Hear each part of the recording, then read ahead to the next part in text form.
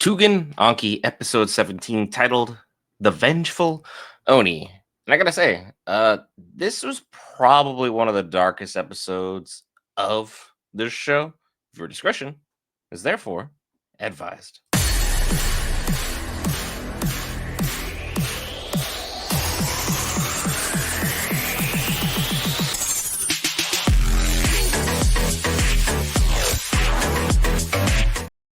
All right, guys, right here back for Geek Fans. Cover all things Marvel, DC, Lord of the Rings. If you're subscribed to the channel, you know we cover a wide variety of content here, going everything from Hazbin Hotel all the way to My Hero Academia's final season. This time, Tugen Anki, and this had only two major things happen. Well, two and a half major things really happen in this episode. We have Mudno fought Osuke.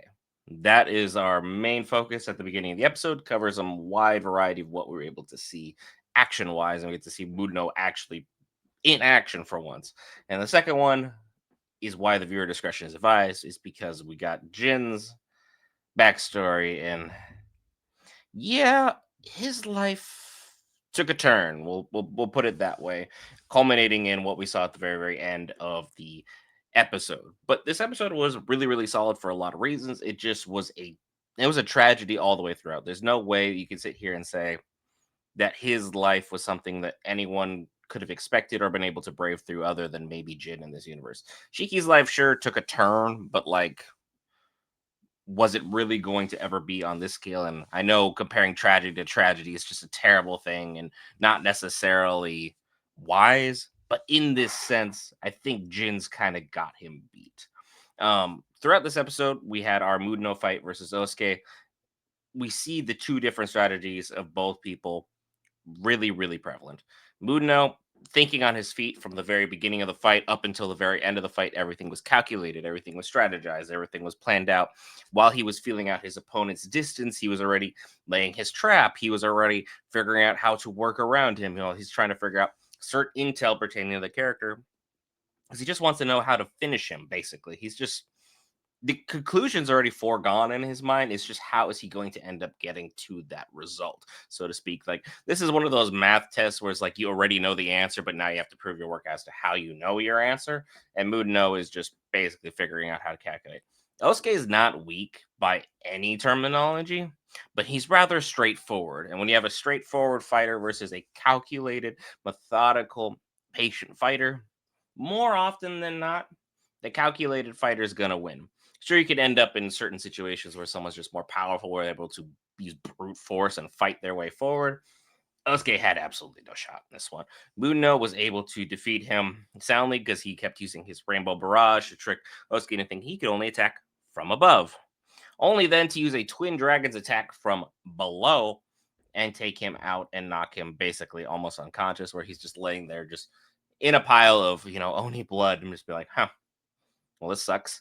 And as Moon knows, like, cool, I'm gonna, you know, get some information out of you. I'm gonna spare your life, but you need to tell me everything that's going on, how it's working. Osuke's captain showed up, made a drastic save, and for whatever reason, it seems like his Momotaru blood lets him kind of transport things in a way because he just kind of particled in, had his three knights attack, then uses particles while he picked up Osuke and was just left.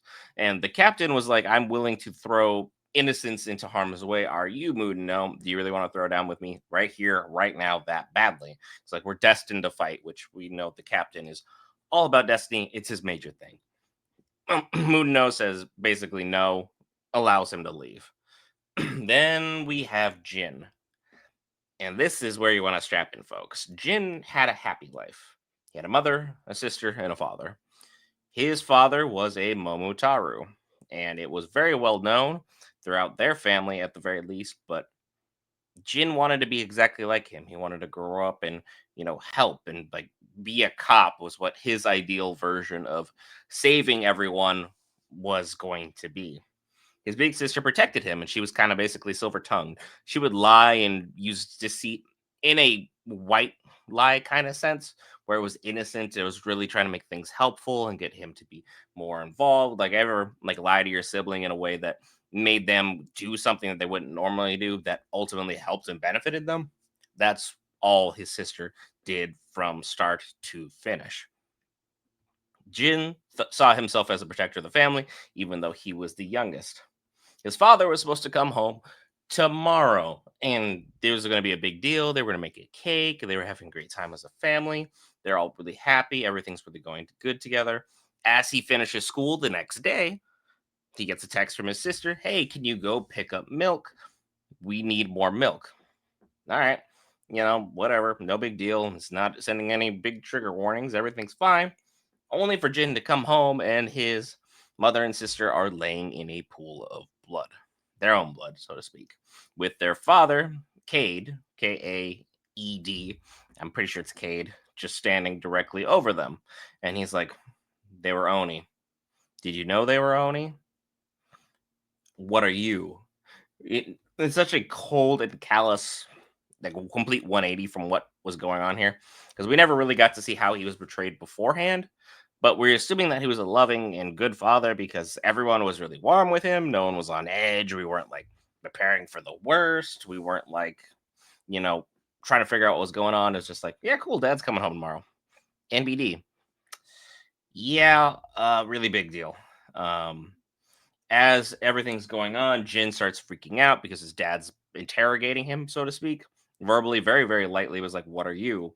And it turns out that when a Momotaro and an Oni have a kid, it's basically a 50-50 toss up to figure out which one it's going to be. As it turns out in this family, everyone turned out to be Oni.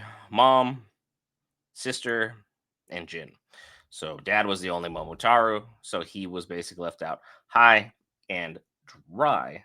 And thus, as Jin is manifesting this, outer demon as he's going into full on panic mode because in moments of high stress or high nature of your life is at risk, your Oni blood will activate and you're able to prevent some level of security for yourself and try and fight and survive.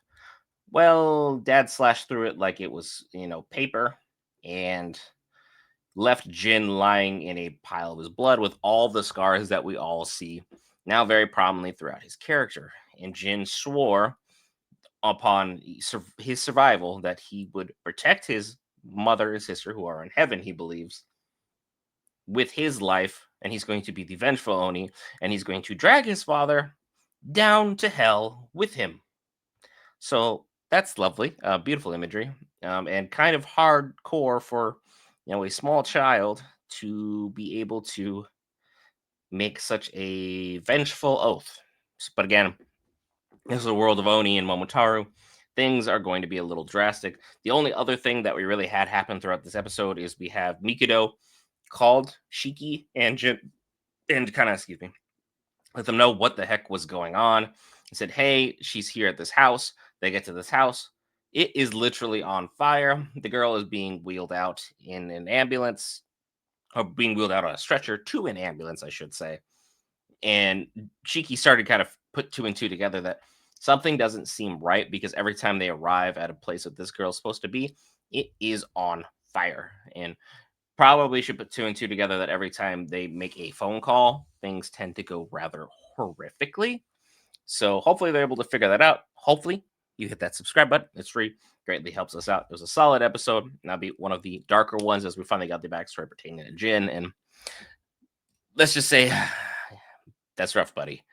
I'll see you guys tomorrow for My Hero Academia, bright and early. I'll see you.